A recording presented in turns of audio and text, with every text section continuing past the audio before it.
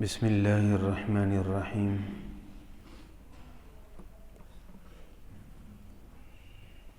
وعن ابی ہریرۃ رضی اللہ تعالی عنہ قال قال رسول اللہ صلی اللہ علیہ وسلم ایاکم والظن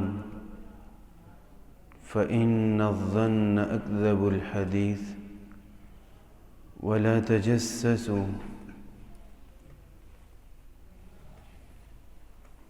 ولا تحسسوا ولا تناجشوا ولا تحاسدوا ولا تباغضوا ولا تدابروا وكونوا عباد الله إخوانا متفق علیہ۔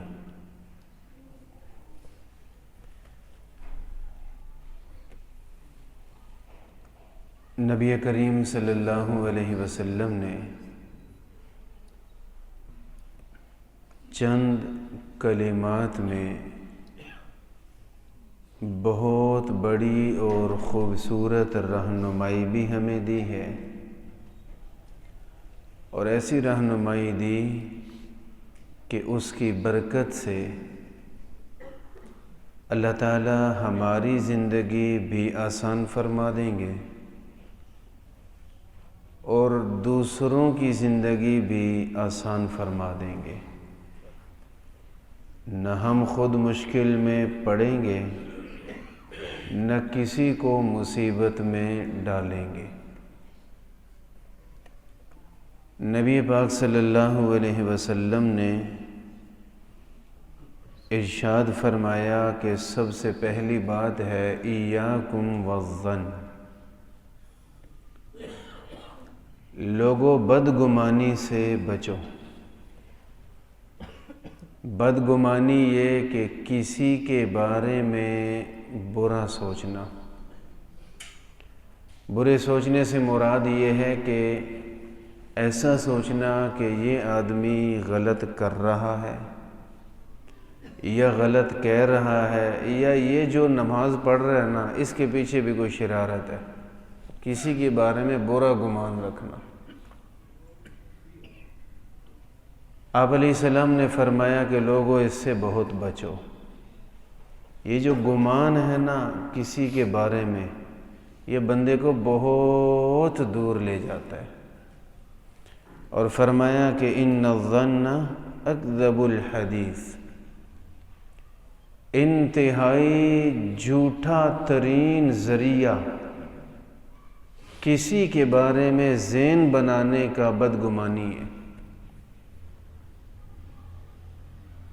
یعنی وہ حقیقت ہوتی نہیں جو بدگمانی میں آ کے ہم بنا کے بیٹھے ہوتے ہیں۔ جس کے بارے میں ہم مطمئن ہوتے ہیں وہ ہماری آنکھوں کے سامنے شراب بھی پی رہا ہو تو ہم کہتے ہیں یار اس کی کوئی نیت اچھی ہوگی، بندہ یہ ٹھیک ہے۔ اور ہم جس کے بارے میں بدگمان ہوں وہ تہجد میں سجدے میں رو رہا ہو نا، ہم کہتے ہیں اس میں بھی کوئی شرارت ہوگی، یہ ایسے نہیں کر رہا، کسی وجہ سے کر رہا ہے۔ تو اس حد تک انسان کو لے جاتا ہے یہ گمان، یہ خیال۔ رسول اللہ صلی اللہ علیہ وسلم نے فرمایا اس کے پیچھے نہیں لگنا۔ ایک باقاعدہ صلاحیت ہے ہر انسان میں دوسرے کے بارے میں گمان کرنے کی۔ گمان ہم اچھا بھی کر سکتے ہیں اور گمان کسی کے بارے میں برا بھی کر سکتے ہیں۔ کسی کے بارے میں اندازہ لگانا، تو رسول اللہ صلی اللہ علیہ وسلم نے ہمیں پابند فرمایا کہ ہر ایک کے بارے میں اچھا گمان کرو۔ ظنوا بالمؤمنین خیرا، ایمان والوں کے بارے میں ہمیشہ اپنے آپ کو سمجھاؤ، اچھا گمان کرو۔ اور کبھی واقعی ایسے ہوتا ہے، ہم تو کسی کی کوئی بات، کوئی حالت دیکھ کے پتہ نہیں کیا کوئی سوچ لیتے ہیں، ہم وہ کچھ سوچ لیتے ہیں جو اس بیچارے نے سوچا ہی نہیں ہوتا، اور ہم وہ پہاڑ بنا کے کھڑے ہوتے ہیں اور ذرا بھی پیچھے ہٹنے کو ہم تیار نہیں ہوتے ہیں، کہتے ہیں ہے ہی ایسا، اور اس غریب کو پتہ ہی نہیں ہوتا. اور کبھی کبھی دیکھنے میں یوں لگتا ہے کہ یار بالکل اسی طرح ہے، اور ہوتا بالکل کچھ اور ہے. میں مثال عرض کرتا ہوں. سیدنا حضرت عثمان بن عفان رضی اللہ تعالیٰ عنہ کا زمانہ تھا. غالباً یہ حدیث جامع ترمذی میں سیاستہ کی پکی حدیث ہے. سیدنا عثمان بن عفان رضی اللہ تعالیٰ عنہ کا زمانہ خلافت تھا، اور صحابہ کرام کے دشمن بھی ظاہر ہے اسی وقت سے ہیں جب سے صحابہ کرام ہیں.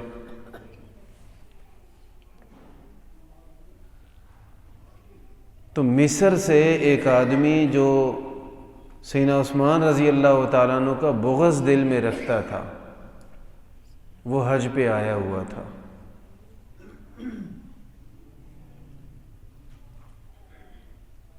وہ حاجیوں میں طواف سے فارغ ہوا تو ایک جگہ ایک اچھا مجمع دیکھا. آ کر پوچھا ایکم الشیخ فیکم، تم میں سے بڑے کون ہیں؟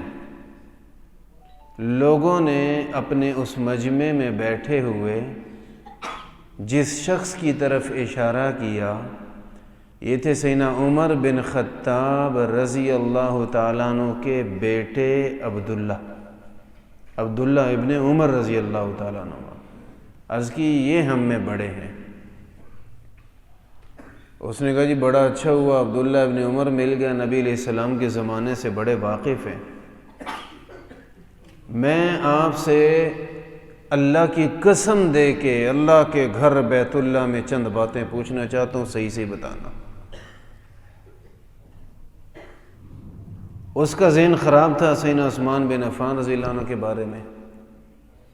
اس نے پوچھا میں آپ کو قسم دے کے کہتا ہوں یہ بتاؤ کہ میں نے سنا ہوا ہے کہ عثمان رضی اللہ تعالیٰ عنہ وہ غزوہ بدر جو سب سے پہلی جنگ تھی اس میں گئے ہی کوئی نہیں. سیدنا عبداللہ ابن عمر رضی اللہ عنہ نے فرمایا جی ہاں یہ آپ نے ٹھیک سنا ہے، سب سے پہلی جو جنگ غزوہ بدر تھی نا، حضرت عثمان اس میں نہیں تھے. بڑا خوش ہو گیا کہ باتیں تو ٹھیک ہیں جو میں نے سن رکھی ہیں. دوسرا اس نے پوچھا کہ میں نے یہ بھی سنا ہے کہ غزوہ احد میں سیدنا عثمان رضی اللہ تعالیٰ عنہ میدان سے ہٹ گئے تھے،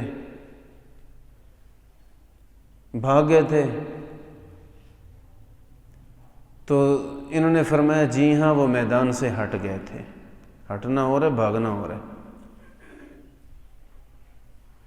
تیسری بات اس نے کہا آخری سوال ہے میرا کہ سیدنا عثمان رضی اللہ عنہ کے بارے میں نے یہ سنا ہے کہ جب صلح حدیبیہ ہوئی نا سن 6 ہجری میں، اور صحابہ کرام نے نبی علیہ السلام کے ہاتھوں میں ہاتھ دے کے قسم کھا کے وعدہ کیا تھا کہ آپ جہاں حکم دے رہے ہیں جا کے کٹ جائیں گے لیکن ہٹیں گے نہیں.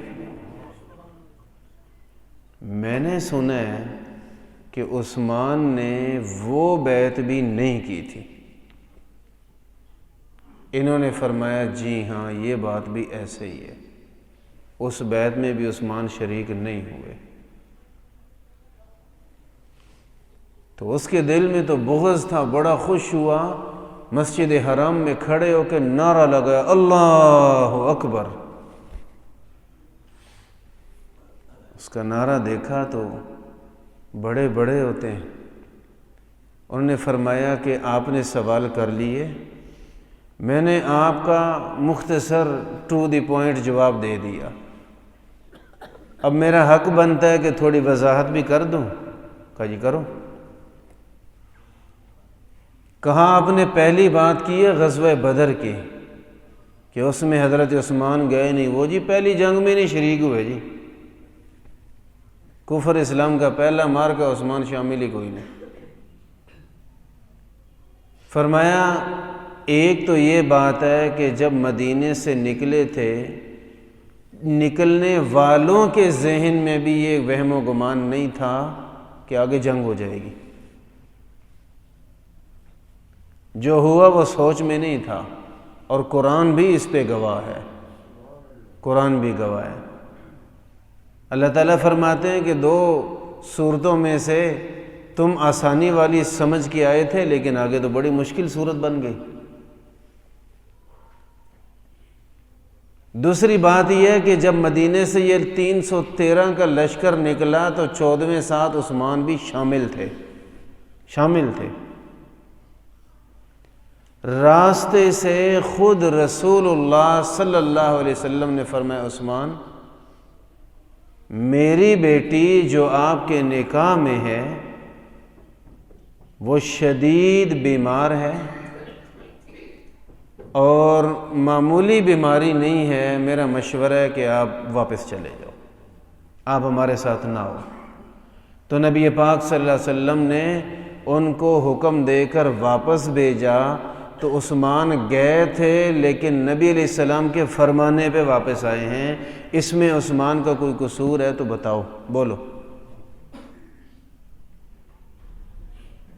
دوسری بات یہ کہ نبی کریم صلی اللہ علیہ وسلم نے جب غزوہ بدر سے واپسی کی ہے، واپس پہنچے ہیں تو بیٹی کی خبر لی تو بتایا گیا کہ وہ آج ہی وفات پا گئی تھیں، اور جنازہ پڑھ کے قبرستان لے گئے ہیں، اور وہاں جب نبی علیہ السلام پہنچے تو قبر بند کی جا چکی تھی۔ آپ علیہ السلام نے اپنی اس بیمار بیٹی کی قبر دیکھی ہے۔ یہاں سے یہ بھی معلوم ہوا کہ ہم جو میت کو رکھ لیتے ہیں اور آج کل تو سرد خانوں میں جمع کرا دیتے ہیں، کیا جی وہ فلاں ملک سے آئے گا، فلاں شہر سے آئے گا تو جنازہ نکلے گا، تو بھئی یہ مسئلہ بالکل غلط ہے۔ جو موجود ہیں، اور عورت ہے تو جو محرم ہے وہ دیکھ لیں اس کے، اور جو نہیں موجود تو بس اللہ کے حوالے جلدی سے، ہم نے کچھ دن پہلے حدیث پڑھی تھی کہ جلدی اس کو قبر میں پہنچاؤ۔ تو یہ سرد خانوں میں اس لیے رکھ لینا کہ جی فلاں آئے گا، رشتہ دار آئے گا، بھائی آئے گا، بیٹا آئے گا تو دفن کریں گے، یہ جائز نہیں ہے۔ چند دن پہلے یہاں ایک وفات ہوئی، اتنے دن گزر گئے تو مجھے ایک قاری صاحب نے کہا کہ وہ یہ جائز ہے؟ میں نے کہا نہیں، میں سمجھا وہ تو دفن کر چکے ہوں گے، اعلان تو 2-3 دن پہلے سنا تھا۔ کہا نہیں جی بازار میں بات چل رہی ہے جی، مفتی صاحب سے مسئلہ پوچھا، انہوں نے کہا ٹھیک ہے۔ میں نے کہا پوچھا ہوگا لیکن نہ جانے کہاں سے پوچھا ہوگا، میرے سے کوئی بات نہیں ہوئی، میں تو سمجھ رہا ہوں 2-3 دن پہلے دفن بھی کر دیا ہوگا۔ تو مسئلہ پھر میں نے وہاں پیغام بھجوایا، پتہ نہیں آگے کیا ہوا، لیکن اسی دن جنازہ ہو گیا تھا کہ بھئی ایسا کوئی مسئلہ نہیں، کسی کے انتظار کے لیے میت کو لیٹ کرنا جائز نہیں ہے۔ یہاں رسول اللہ صلی اللہ علیہ وسلم کی سگی بیٹی ہیں اور ان کا انتظار نہیں کیا گیا، آپ کی تعلیم یہ تھی تو ان کو دفن کر دیا گیا۔ بہت بڑی بیماری اور تکلیف تھی جس وجہ سے نبی علیہ السلام نے بھیجا، اور نبی کے حکم پہ نکلے بھی تھے اور نبی کے حکم پہ واپس بھی آئے ہیں۔ اور بخاری شریف میں لکھا ہے جلد اول کتاب الجہاد میں کہ رسول اللہ صلی اللہ علیہ وسلم نے حضرت عثمان رضی اللہ تعالیٰ عنہ کا مال غنیمت میں سے حصہ بھی نکالا تھا۔ حالانکہ مال غنیمت میں سے حصہ ان کو ملتا ہے جو شامل تھے لڑائی میں، تو آپ علیہ السلام نے فرمایا کہ میرے حکم پہ آپ پیچھے گئے ہو، آپ تو نکل آئے تھے، آپ نے شامل ہی ہونا تھا، لہٰذا ان کا حصہ بھی ان کو دیا۔ اور آج جب اصحاب بدر کی فہرست پڑھی جاتی ہے، عثمان بن عفان رضی اللہ عنہ کا نام شامل ہوتا ہے۔ ایک جنگ ہوتی ہے تو جنگ میں وہ بھی مجاہد ہے جو بارڈر کی پہلی فرنٹ لائن پہ کھڑا ہو کے لڑ رہا ہے، اور وہ بھی مجاہد ہے جو پیچھے ان کے لیے کھانا بنا کے بھیج رہا ہے، اور جو بیٹھ کے دعائیں کر رہا ہے اور کسی مجبوری کی ڈیوٹی پہ ہے، وہ جا نہیں سکتا، تو وہ بھی ان کے ساتھ ہی شامل ہوتا ہے۔ تو اس طرح سیدنا عثمان رضی اللہ تعالیٰ عنہ بذات خود نہیں پیچھے رہے، وہ تو نکل آئے تھے، نبی علیہ السلام کے حکم پہ واپس گئے۔ اس میں بتاؤ کوئی عثمان میں قصور ہے؟ تو چپ کر گیا۔ فرمایا آپ نے کہا کہ وہ غزوہ صلح حدیبیہ میں نہیں تھے، بیعت رضوان نہیں کی انہوں نے نبی علیہ السلام کے ہاتھ پہ ہاتھ ڈال کے۔ تو فرمایا کہ اگر اللہ آپ کو علم دے تو تھوڑا پڑھ لو، یہ بیعت رضوان تو ہوئی اس لیے ہے کہ یہاں حضرت عثمان کے قتل کی خبر پہنچ گئی تھی۔ آپ علیہ السلام نے ان کو اپنا سفیر بنا کے مکہ میں بھیجا۔ مکہ والوں سے کہو ہم عمرے کے لیے آ رہے ہیں، ہمارا کسی لڑائی کا کوئی ارادہ نہیں، آپ ہم سے وعدہ لے لیں کہ ہم کوئی کارروائی نہیں کریں گے، صرف عمرہ کریں گے، واپس چلے جائیں گے، ہماری طرف سے کوئی پہل نہیں ہوگی۔ نبی علیہ السلام نے ان کو بھیجا کہ آپ جائیں اور ان سے بات کریں۔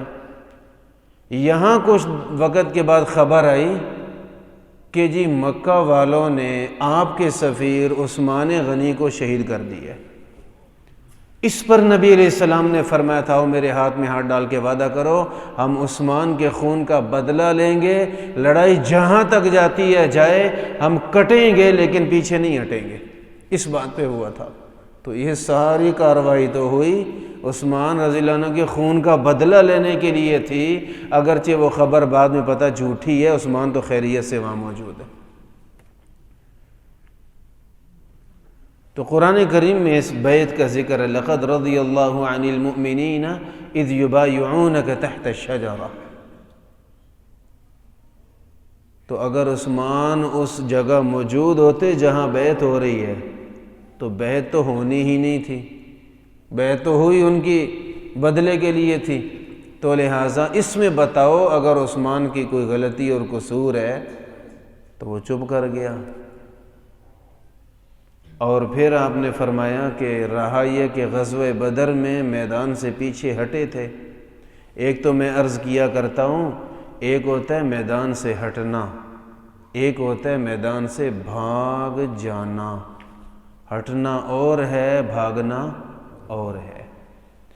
میدان احد میں صحابہ کرام میدان سے ہٹے ضرور ہیں، لیکن بھاگے ایک صحابی بھی نہیں ہیں، ایک صحابی بھی نہیں بھاگے۔ کسی ایک صحابی کا نام لے کے بتایا کہ بھاگ گئے۔ بھاگنا کیا ہوتا ہے؟ میدان جنگ سے بھاگا اور گھر جا کے بریک ماری، اب نہیں نکلا دوبارہ جنگ کی طرف۔ بھائی لڑو مرو تمہارا مسئلہ ہے، میں تو گھر بیٹھوں، میں تو باہر قدم نہیں رکھوں گا۔ اس کو کیا کہتے ہیں؟ بھاگ جانا۔ ایک صحابی بھی ایسے نہیں۔ اور میدان سے ہٹنا یہ جنگ میں کرنا پڑتا ہے۔ یہ باتیں وہ کرتے ہیں جنہوں نے جنگیں کی نہیں، دیکھی نہیں، پڑھی نہیں۔ اور اگر مغازی پڑھیں، سیرت پڑھیں، تاریخ پڑھیں، جنگیں پڑھیں تو سمجھ آتی ہے کہ ہٹنا تو ضروری ہے۔ آپ ایک جگہ لڑ رہے ہیں، وہاں کام نہیں بن رہا، دشمن غالب آ رہا ہے، پیچھے ہٹ گئے، ادھر سے آ کے آپ چڑھ جائیں، حکمت عملی تبدیل کر لیں۔ اور یہ میدان سے ہٹ کے حکمت عملی تبدیل کر کے پھر حملہ کرنا، یہ عربوں میں اور دنیا کے بہادر ترین اور جنگجو لوگوں میں کمال سمجھا جاتا ہے، کمال سمجھا جاتا ہے۔ سیدنا حضرت علی رضی اللہ عنہ کا وہ نام لکھا ہوا ہے، علی المرتضیٰ حیدر کرار۔ کرار کا مطلب کیا ہے؟ حیدر کا معنی ہوتا ہے شیر۔ یہ ان کی دلیری پہ ان کی ماں نے، والدہ محترمہ نے نام رکھا تھا ان کا۔ نام تو علی تھا لیکن وہ حیدر کہہ کے بلاتی تھی ان کو۔ تو واقعی اللہ کے شیر تھے، اللہ نے بڑی شجاعت دی تھی۔ کرار کا کیا مطلب ہے؟ کرار کا مطلب حملہ کرنا، پیچھے ہٹنا، پھر آگے حملہ کرنا، پھر پیچھے ہٹنا، پھر حملہ کرنا۔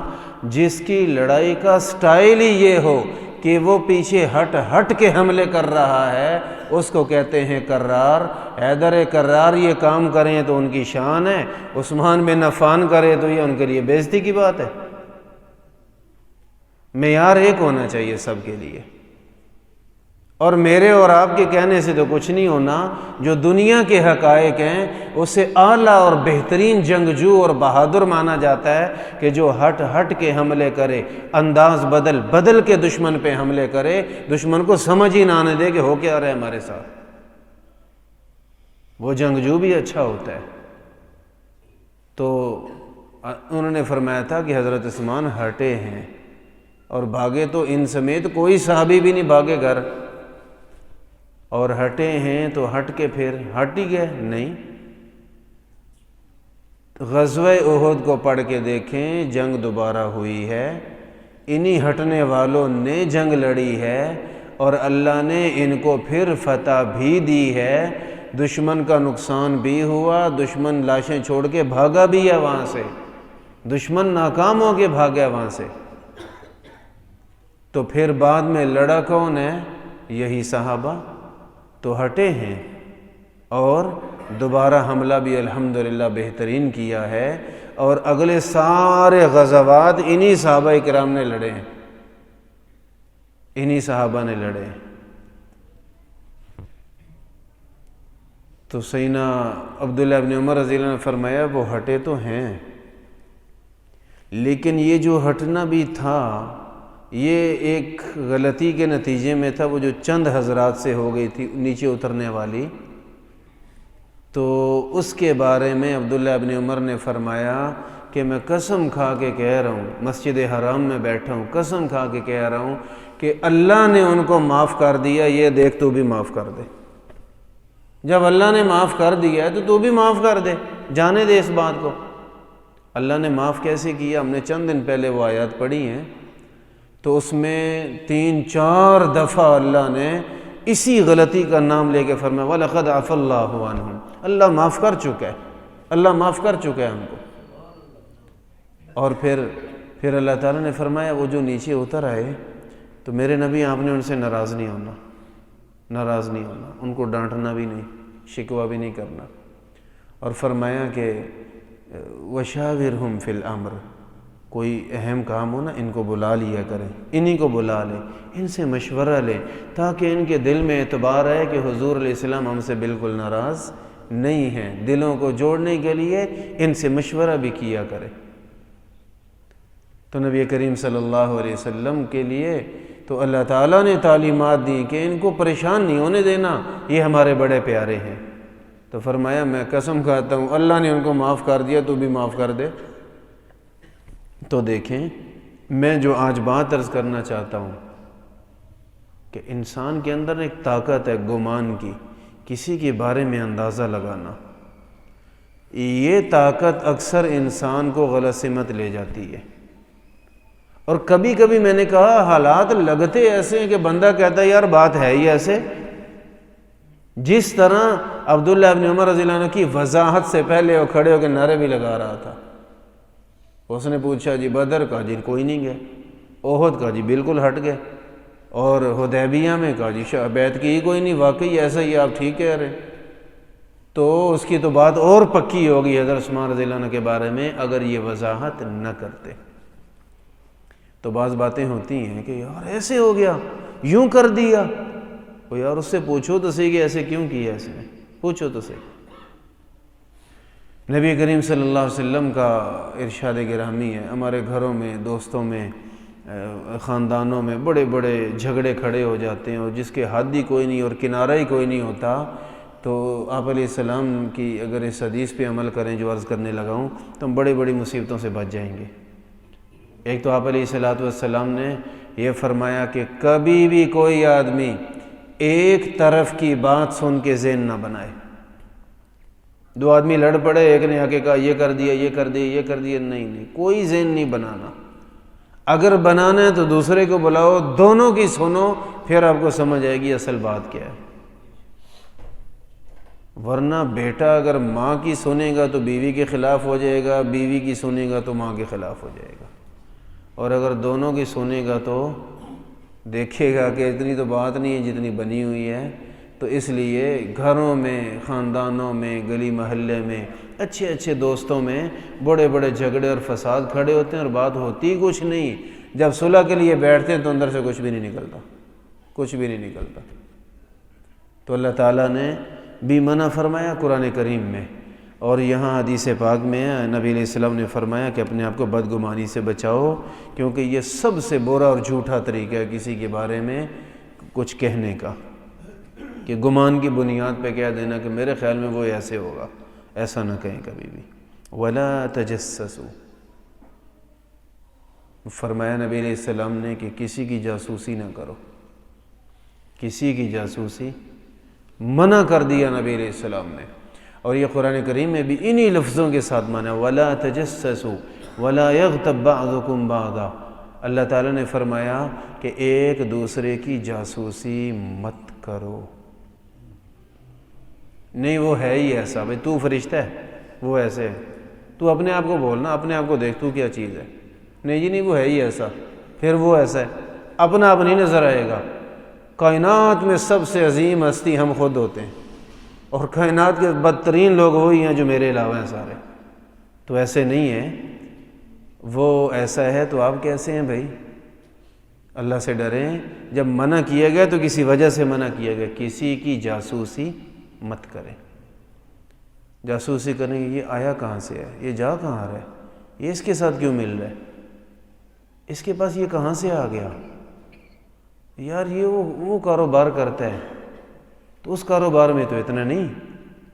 چھوڑیں، آپ کو کیا پریشانی ہے یار، اللہ اللہ کرو، اپنا دنیا کا نظام چلاؤ، قبر کی تیاری کرو بس.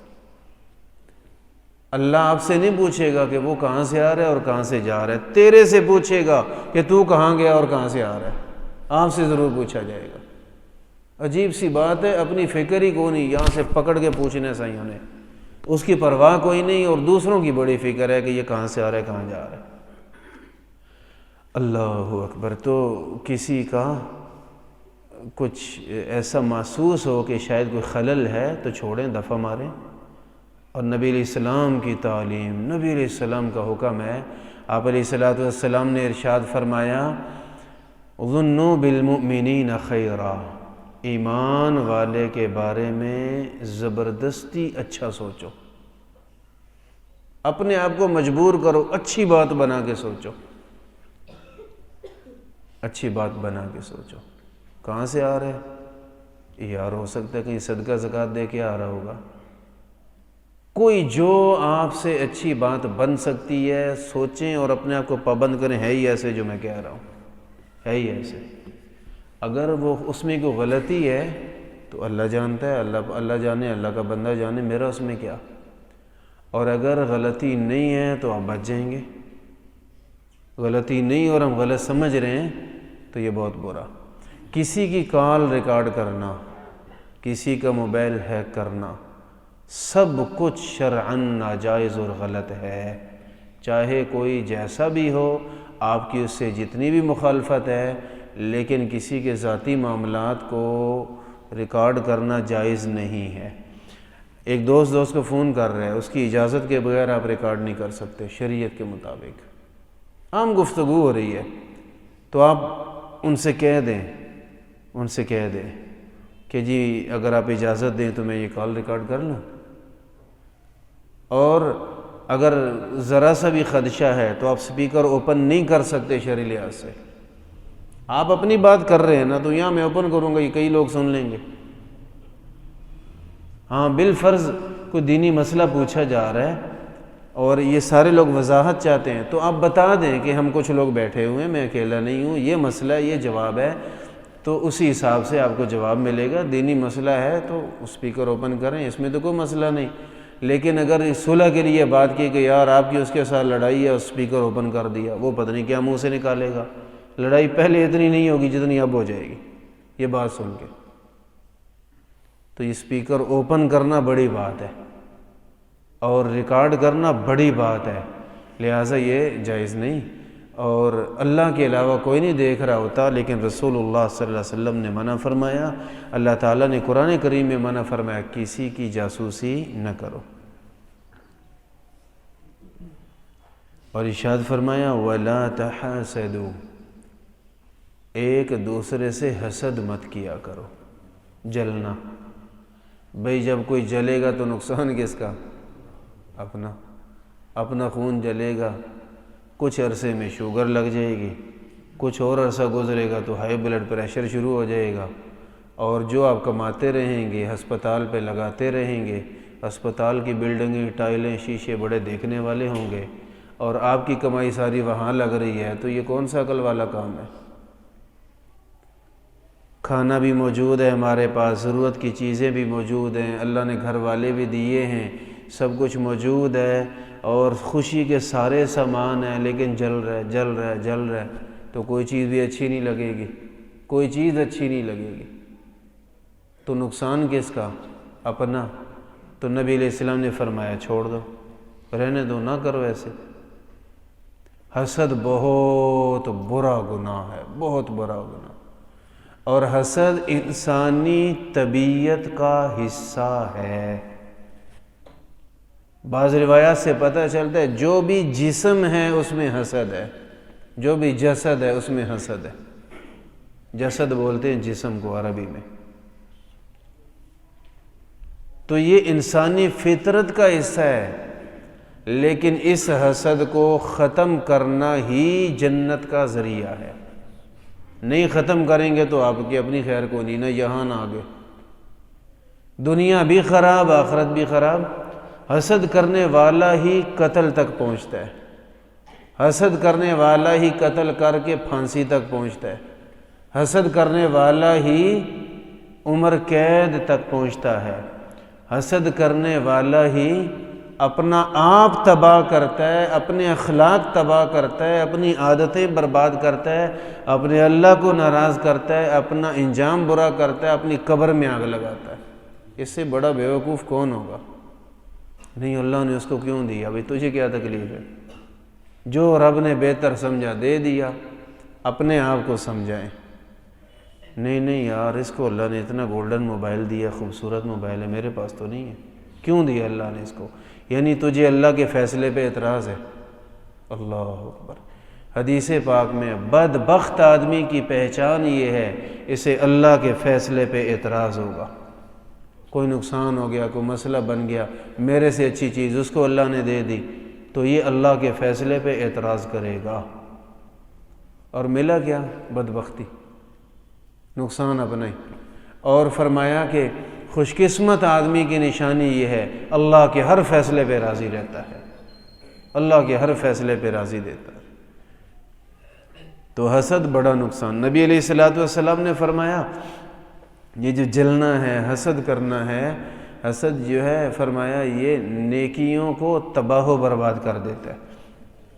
فرمایا نیکیوں کو بالکل، آپ نے جو حج کیے کر رکھے ہیں، جو عمرے کر رکھے ہیں، آپ نے جتنی نمازیں، تہجد، ذکر، تسبیح، تلاوت، جو کچھ کیا ہوا ہے، لاکھوں روپے صدقے میں دے چکے ہیں، اگر آپ کے اندر حسد ہے تو ان ساری نیکیوں سے یوں محروم ہو جائیں گے جیسے کوئی بڑے بال بنا کے سنوار کے خوبصورت بال بنائے، اور کوئی آ کے اس طرح پھیر کے بالوں کو جڑ سے ختم کر دے۔ نیکیوں پہ نبی علیہ السلام نے فرمایا اس طرح پھر جاتا ہے، کچھ بھی نہیں بچتا پیچھے۔ اچھا، اس میں نقصان کس کا ہوا؟ اپنا۔ زندگی کے سارے نیک اعمال برباد کیے، اور کیے بھی خود۔ اس سے بڑی کیا بیوقوفی ہو سکتی ہے؟ تو لہٰذا ایک کنفرم بات ہے، نبی علیہ السلام نے فرمایا یہ انسان سے انسان کے دین کو مونڈ دیتا ہے، جیسے اس طرح مونڈ دیتا ہے۔ حسد اتنا خطرناک ہے۔ اور دوسری حدیث میں ہے کہ یہ نیکیوں کو جلا دیتا ہے، جیسے آگ خشک لکڑیوں کو جلا دیتی ہے۔ آگ لگتے ہی کچھ دیر بعد کچھ نہیں بچتا، پھر آپ جو مرضی کر لیں کبھی بھی راکھ لکڑی نہیں بن سکتی، جو مرضی کر لیں۔ اسی طرح جتنی نیکیاں آپ نے کر رکھی ہیں حسد کی وجہ سے سب برباد ہو جائیں گی، پھر آپ جو مرضی کر لیں وہ کبھی بھی بحال نہیں ہو سکتی، بس وہ راکھ ہی کہلائے گی۔ تو نقصان کس کا؟ اپنا۔ تو اس لیے حسد سے نبی علیہ السلام نے روک کر کتنی شفقت فرمائی، ہمیں اتنے بڑے نقصان سے بچا لیا۔ اچھا، جب ہم حسد نہیں کریں گے تو ہمارے شر سے دوسرے بھی بچے رہیں گے اور خود بھی خوش رہیں گے، خود بھی خوش رہیں گے۔ ایک بہت بڑی بیماری میرے استاد مکرم تھے، شہید ہو گئے، حضرت مولانا مفتی محمد مجاہد صاحب رحمۃ اللہ علیہ، جامعہ اسلامی امدادیہ کے، تو فیصل آباد میں شہید ہو گئے تھے۔ وہ ایک مرتبہ فرمانے لگے اور اس کے بعد اللہ کا شکر ہے کہ عادت وہی بنا لی۔ استاد جی فرماتے تھے کہ ادھر ادھر ہر چیز کو دھیان سے نہ دیکھا کرو، یہ کون ہے، یہ کیا کر رہے، اس نے کپڑے کیسے پہنے ہوئے، یہ چل کیسے رہا ہے، چھوڑیں۔ فرمایا جب آنا جانا بھی ہو نا، یا کسی دین کے مسئلے پہ غور کرو، یا اللہ اللہ ذکر اذکار کرو، استغفار کرتے ہوئے چلا کرو۔ بازار میں چلنے کا مسنون طریقہ چوتھا کلمہ پڑھنا ہے نا، یا بندے بندے کو دیکھنا ہے، یہ کیسے آ رہا ہے، یہ اس طرح کیوں چل رہا ہے، ادھر سے کیوں آ رہا ہے، تو یہ نہیں ہے۔ اور فرمایا کہ بہت ساری پریشانیاں اتر جائیں گی، بڑے ایزی ہو جاؤ گے۔ فرمایا کہ میرا حال یہ ہے کہ میں مدرسے کا استاد ہوں، میں گزر جاتا ہوں، مجھے کئی دفعہ کہتے ہیں کہ بچے لڑ رہے تھے، آپ پاس سے گزرے، روک نہیں سکتے تھے؟ میں کہتا ہوں اللہ کی قسم مجھے علم ہی نہیں۔ کہتے ہیں علم کیا، آپ پاس سے گزرے؟ کہ بالکل گزروں پر پتہ کو نہیں مجھے پتہ۔ کام سے کام رکھیں تو الحمدللہ ایسا ہی کرتے ہیں، بس اپنا نظر جھکائی نکل گیا، جہاں جانا ہے وہاں چلے جائیں، بس اپنا کام کریں۔ تو یہ کیا کر رہا ہے، وہ کیا کر رہا ہے، آپ کو اس سے کیا کام ہے؟ اور اگر یہ دیکھیں تو یہ چیزیں کب تک تنگ کریں گی اور کہاں تک لے جائیں گی، بہت بڑی بربادی ہے۔ اور کام سے کام رکھیں۔ قرآن کریم میں اسی لیے نظریں جھکانے کا حکم۔ نبی کریم صلی اللہ علیہ وسلم کی عادت شریفہ ایسے ہارے کو کر کے دیکھنے کی کوئی نہیں تھی، بس نظریں جھکائیں اور ضرورت کا دیکھا اور نکل گیا۔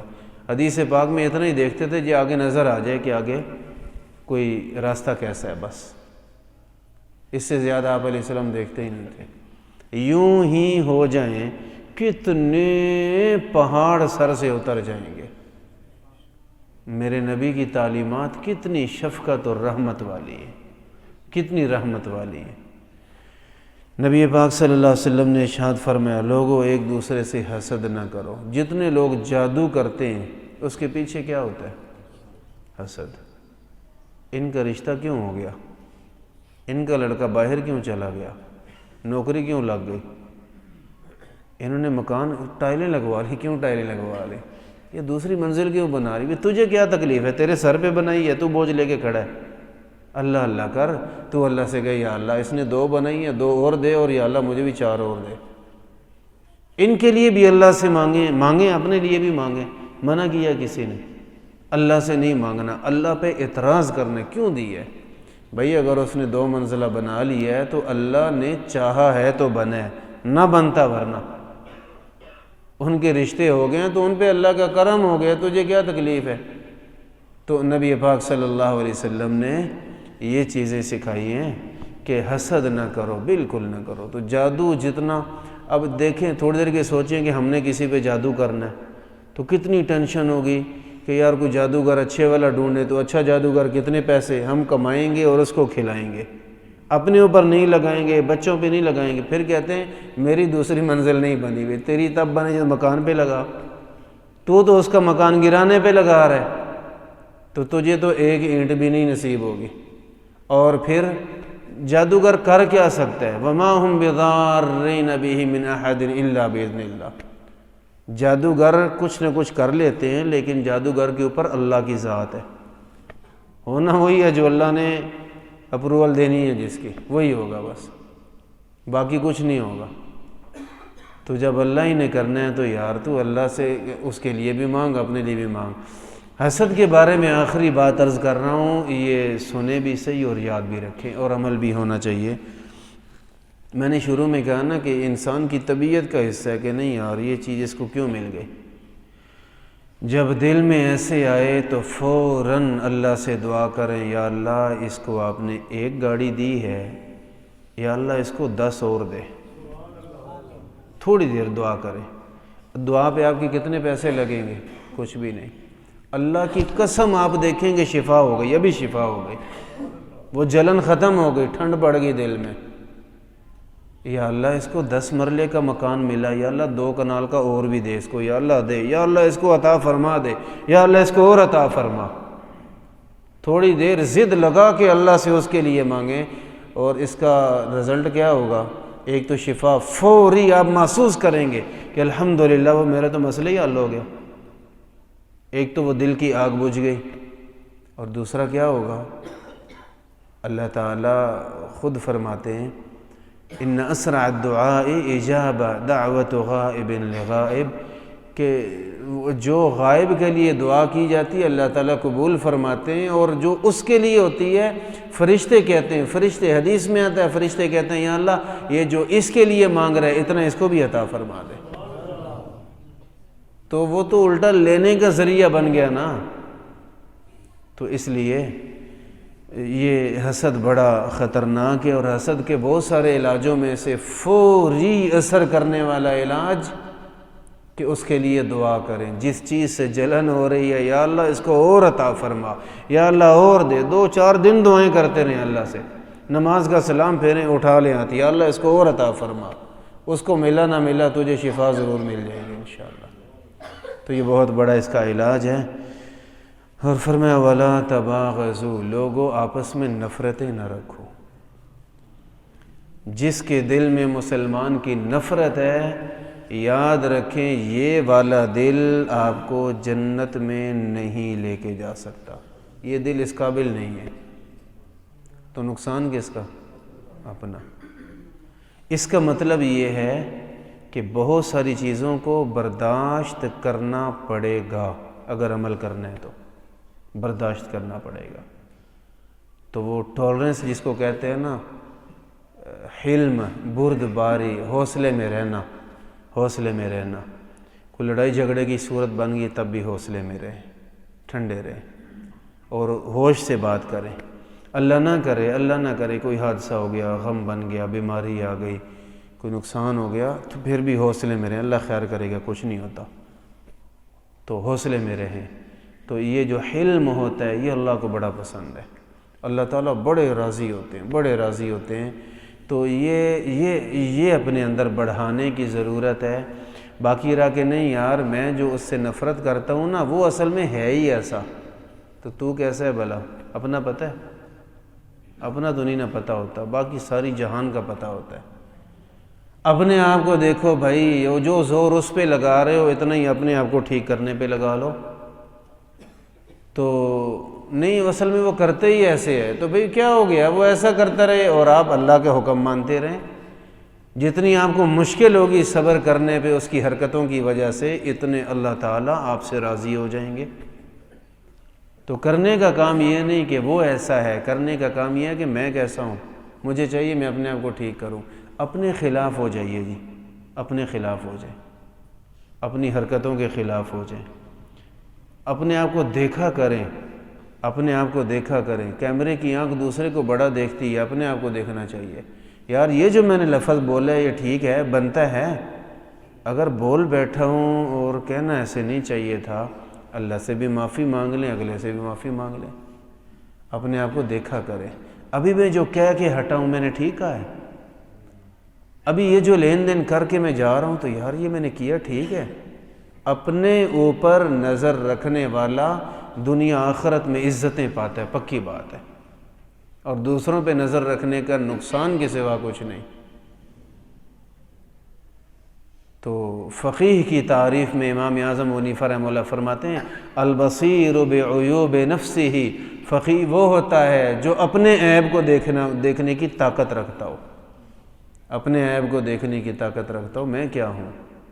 تو اس لیے رسول اللہ صلی اللہ علیہ وسلم نے فرمایا لوگوں دوسروں سے نفرت نہ کرو، نفرت نہ کرو، بلکہ جو زیادتی کرے اس کو معاف کرنے والے بنو۔ وَكُونُوا عِبَادَ اللَّهِ إِخْوَانًا، اللہ کے بندو بھائی بھائی بن کر رہو، اللہ کے بندو بھائی بھائی بن کر رہو۔ دنیا کی دوڑ میں انسان اندھا ہو جاتا ہے۔ اگر میں کہوں کہ میرے پاس اتنا پیسہ ہو جتنا کم از کم میرے بھائیوں کے پاس ہے، تو بھائی کوئی ضروری نہیں کہ ایسا ہوگا، اس بھائی کا مقدر اللہ نے اور بنایا، اس کو اللہ اور طریقے سے آزما رہا ہے، مجھے اللہ اور طریقے سے آزما رہا ہے۔ تو اپنے بھائیوں جیسا بھی ہر بندہ نہیں ہوتا، فرق ہوتا ہے۔ تو اس لیے اللہ کے بندے بنیں، بھائی بھائی بن کے رہیں، اور سب کو اپنے سے بہتر سمجھیں اور ہر ایک کے لیے اچھا سوچنے والے بنیں۔ یہ عادات اللہ تعالیٰ کو پسند ہیں۔ وقت بڑی تیزی سے گزر رہا ہے زندگی کا، اور تیزی سے قبر کے قریب جا رہے ہیں۔ ان عادات والا جو قبر میں جائے گا اللہ کی طرف سے انعام پائے گا، عزت پائے گا۔ اس کو پیچھے سے کسی نے اصالِ ثواب نہ بھی کیا نا تو خیر ہے، اس کا کچھ نہیں بگڑے گا۔ نبی پاک صلی اللہ علیہ وسلم کے یہ مبارک الفاظ دہرا کے بعد ختم کرتے ہیں۔ آپ علیہ الصلوۃ والسلام نے فرمایا، لوگو بدگمانی سے بچو۔ سب سے جھوٹی بات جو بندہ کہتا ہے وہ بدگمانی کی بنیاد پہ کہتا ہے، اور فرمایا کہ ایک دوسرے کی جاسوسی بالکل نہ کرو، اور فرمایا ایک دوسرے سے حسد نہ کرو، اور ایک دوسرے سے نفرت نہ کرو، محبتیں کرو، اور ارشاد فرمایا کہ اللہ کے بندو بھائی بھائی بن جاؤ۔ اللہ تعالی ہمیں اس کی توفیق عطا فرمائے۔